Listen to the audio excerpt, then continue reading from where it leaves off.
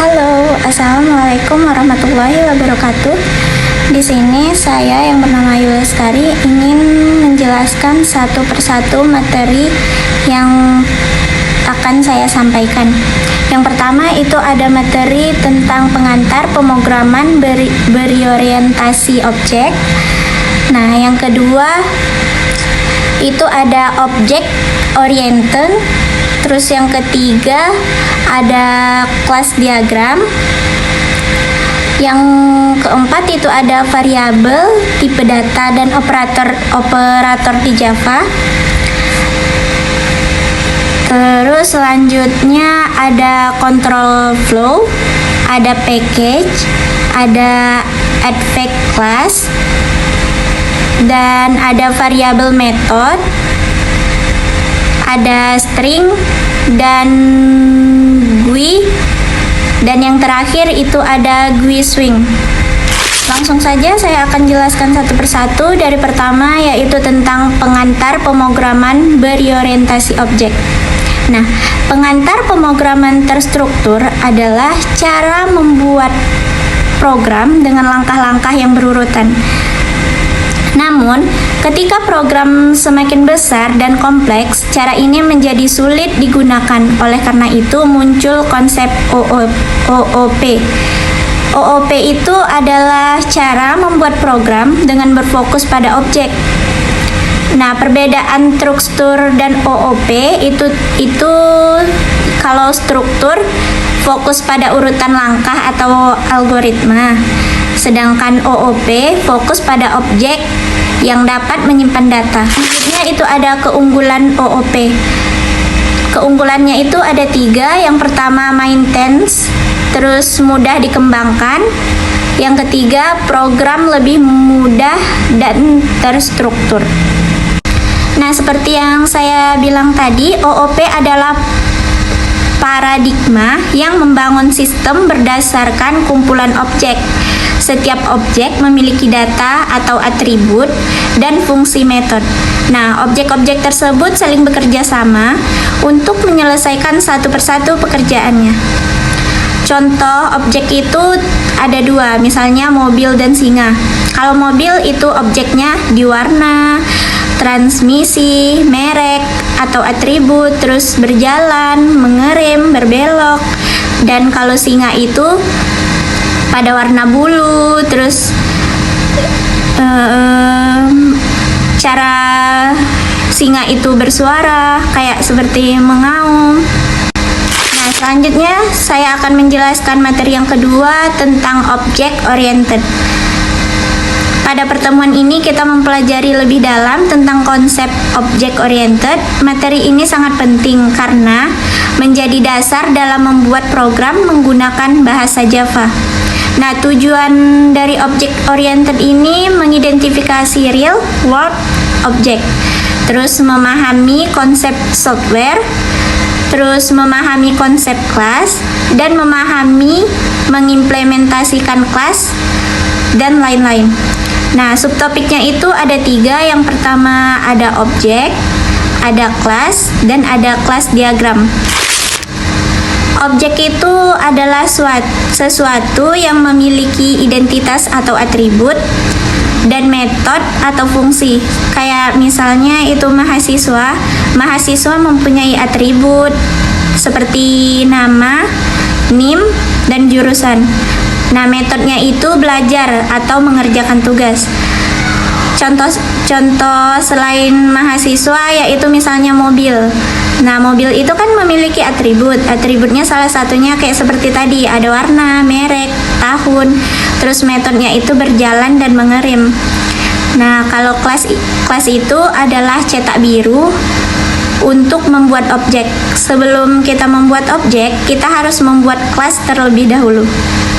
Contohnya kelas mahasiswa, buka kurung kurawal, atribut, metode, tutup kurung kurawal.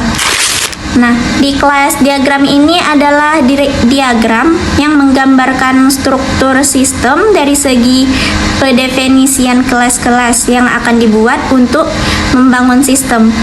Diagram ini menunjukkan beberapa menunjukkan beberapa jenis. Yang pertama itu nama kelas, ada atribut, ada metode, dan hubungan antar kelas.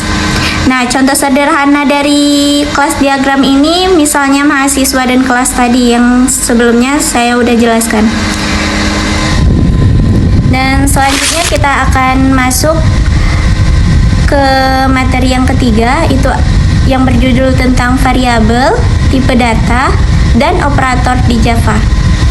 Nah, variabel itu adalah tempat menyimpan data dalam memori di Java. Variabel harus diklarifikasikan dengan tipe datanya.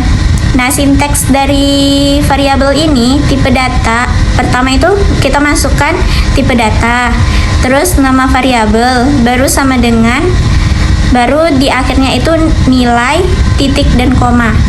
Nah, di dalam sinteksnya ini kita harus menambahkan titik dan koma. Jika kita tidak menambahkan titik dan koma di ujungnya, maka yang kita jalankan itu bisa error.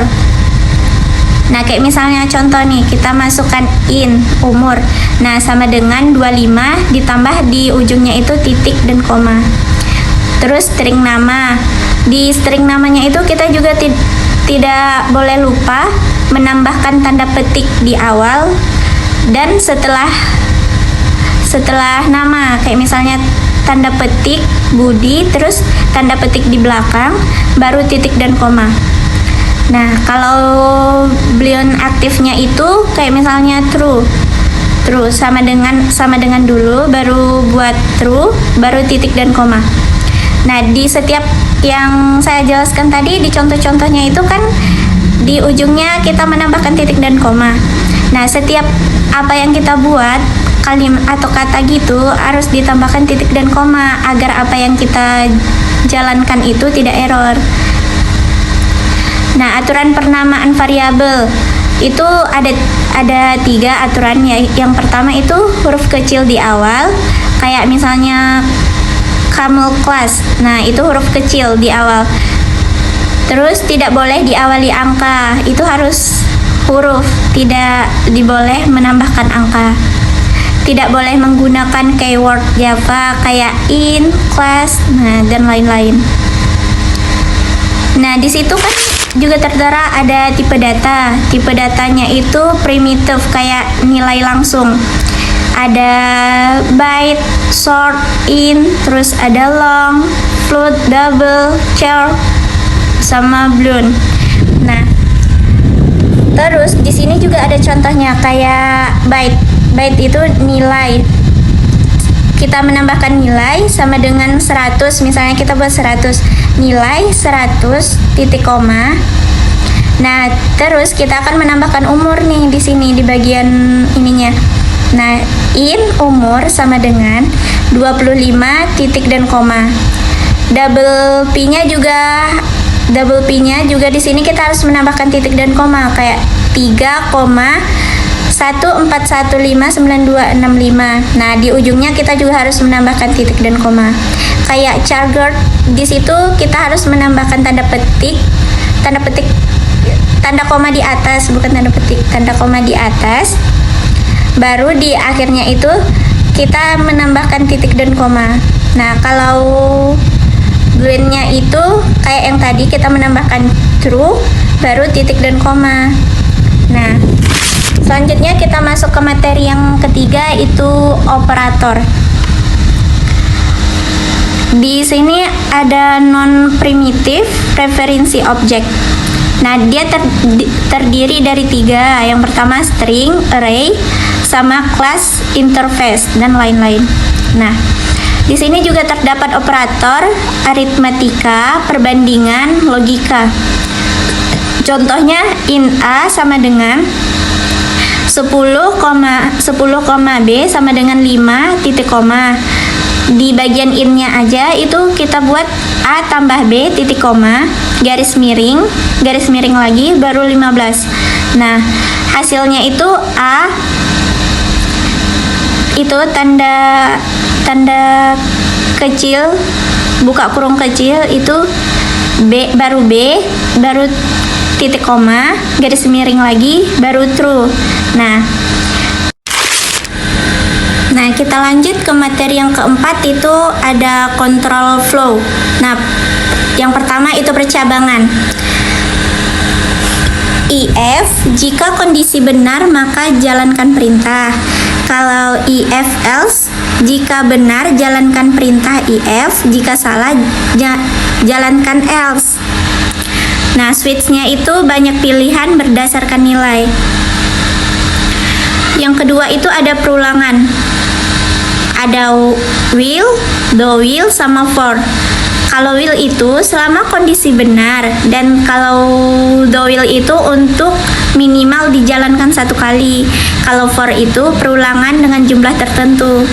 Nah, kita menggunakan will itu selama kondisi yang kita buat itu benar, dan kalau do will itu kita menggunakannya cukup 1 kali. Jika diperulangkan itu tidak bisa. Nah, kalau jika diperulangkan itu untuk bagian for.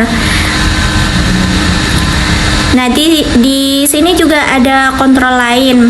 Salah satunya break, continue. Break itu menghentikan perulangan, kalau continue itu melewati satu iterasi. Materi selanjutnya itu ada package. Nah, di package ini terdiri dari definisi, tujuan, dan subpackage. Di materi ini cuman yang saya tahu tentang definisi, tujuan, sama subpackage-nya aja. Nah, dari definisinya itu adalah kumpulan kelas yang dikelompokkan dalam folder tertentu. Nah, tujuannya itu ada 3. Yang pertama, mengorganisasi kelas agar mudah dikelola. Nah, yang kedua itu menghindari konflik nama kelas. Yang ketiga, membuat program lebih terstruktur. Nah, kalau tujuannya itu tadi kan udah ketujuan. Nah, kalau subpackage-nya itu dapat memiliki subpackage di dalamnya. Contohnya package sekolah, terus siswa, terus baru ditambah titik koma. Nah, kayak garis miringnya 2, baru masuk ke subpackage siswa di dalam package sekolah. Materi yang keenam juga ada. Materi yang keenam itu tentang advect class. Nah, kayak misalnya deklarasi kelas. Terus di kelas itu kita masukkan nama kelas, buka kurung kurawal, terus enter, baru garis miring 2 kali, baru atribut, enter lagi, garis miring lagi, baru metode, baru tutup kurung kurawal. Nah, di situ juga ada tertera nested class.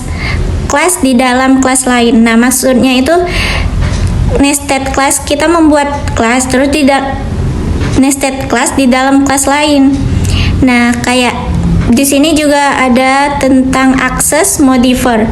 Access modifier itu terbagi 4, ada public, protected, ada default, ada private. Nah, kalau public itu dapat diakses semua. Kalau protected diakses dalam package dan turunan. Kalau default itu diakses dalam package. Nah, yang terakhir hanya diakses dalam kelas itu saja. Di sini juga terdapat objek variabel reference. Variabel yang menyimpan reference objek. Contohnya kita buat contoh nama kelas, terus masuk objek sama dengan new nama kelas, buka kurung, tutup kurung, baru titik koma. Di sini juga ada encapsulation, yaitu membungkus data dan metode dalam kelas serta melindungi data dengan access modifier. Yang kedua itu inheritance, ada pewarisan sifat dari kelas induk ke kelas anak. Terus selanjutnya kita masuk ke contoh itu polymorphism. Nah, itu ada kelas hewan, kelas kucing, kelas anjing. Kita buat salah satu contohnya kayak kelas kucing ya. Kelas kucing, extends, baru hewan, buka kurung kurawal, void suara, buka kurung tutup kurung, baru buka kurung kurawal, tutup kurung kurawal. Nah, sampai sini bisa dipahami? Baik, kita lanjut ke materi yang tadi yang sebelumnya telah saya sampaikan. yang materi berjudul variabel, metode, dan konstruktor.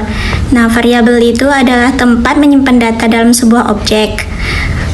Di variabel ini juga terbagi menjadi 4, yaitu deklarasi variabel, komponen variabel, variabel modifier, dan casting. Nah, saya jelaskan satu persatu. Deklarasi variabel itu adalah tipe data dan nama variabel. Kalau komponen variabel itu nama variabel, tipe data, dan nilai.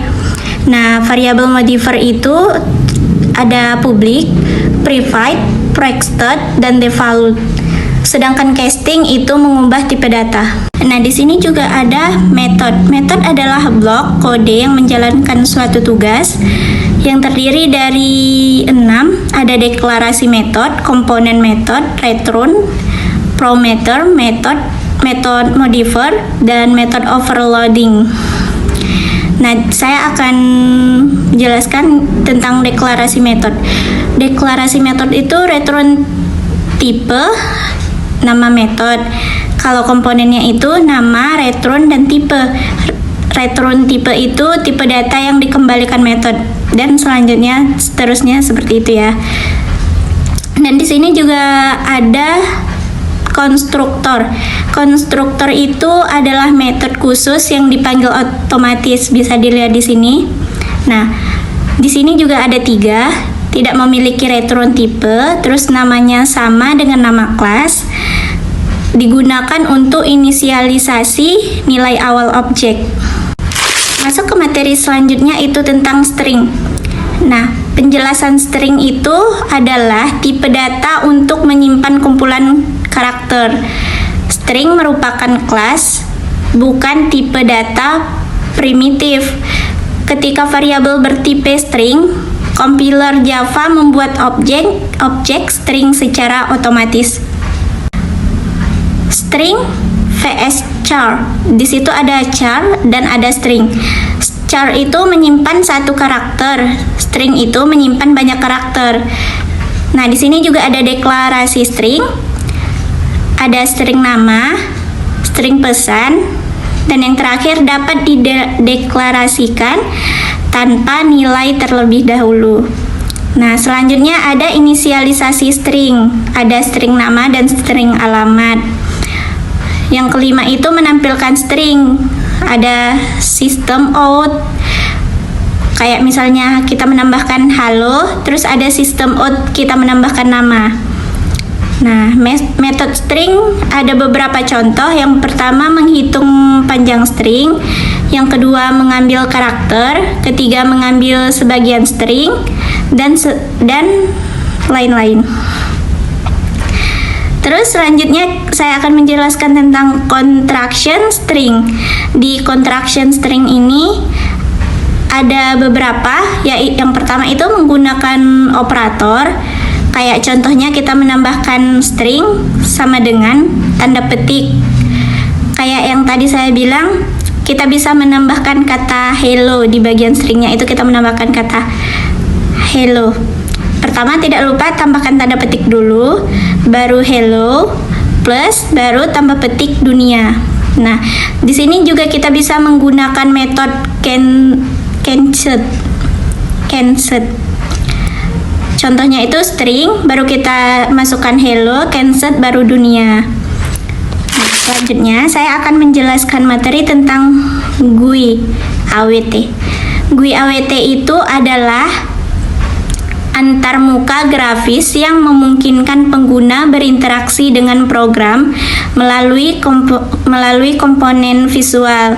GUI itu kepanjangannya Graphical User Interface. Ada system out, kayak misalnya kita menambahkan halo, terus ada system out, kita menambahkan nama. Nah, metode string ada beberapa contoh. Yang pertama menghitung panjang string, yang kedua mengambil karakter, ketiga mengambil sebagian string, dan lain-lain. Terus selanjutnya saya akan menjelaskan tentang contraction string. Di contraction string ini ada beberapa, yang pertama itu menggunakan operator. Kayak contohnya kita menambahkan string sama dengan tanda petik. Kayak yang tadi saya bilang, kita bisa menambahkan kata hello di bagian stringnya, itu kita menambahkan kata hello. Pertama tidak lupa tambahkan tanda petik dulu, baru hello, plus baru tambah petik dunia. Nah, di sini juga kita bisa menggunakan metode cancel. Contohnya itu string, baru kita masukkan hello, cancel, baru dunia. Nah, selanjutnya saya akan menjelaskan materi tentang GUI AWT. GUI AWT itu adalah antarmuka grafis yang memungkinkan pengguna berinteraksi dengan program melalui komponen visual.